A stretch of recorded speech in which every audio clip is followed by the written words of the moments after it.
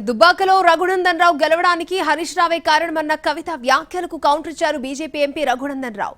మీ కుటుంబ అవినీతి పాలన వద్దని, హరీష్ రావు పెత్తనం వద్దని దుబ్బాక ప్రజలు తీర్పునిచ్చారని, తప్పించి ఎవరి దయా దాక్షిణ్యాల మీద తాను గెలవలేదని అన్నారు రఘునందన్. ఆనాడు దుబ్బాక ఉప ఎన్నిక ఎందుకు ఓడిపోయినాం? దుబ్బాక ప్రజలకు ఇప్పటికి కూడా గుర్తుంటుంది.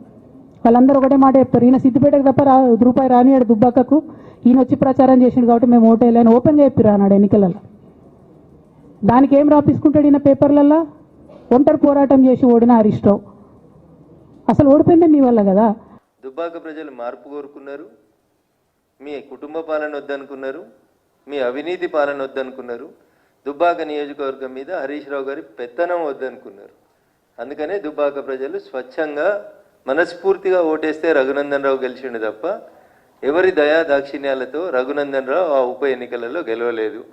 100% దుబ్బాక నియోజకవర్గ ప్రజలు మార్పు కోరుకున్నారు. హరీష్ రావు గారు దుబ్బాకకు చేస్తున్నటువంటి అన్యాయానికి వ్యతిరేకంగా రఘునందన్ రావు కొట్లాడగలుగుతాడు అని విశ్వసించారు కాబట్టే నాకు ఓటేసిరు తప్ప ఇంకొకటి కాదు.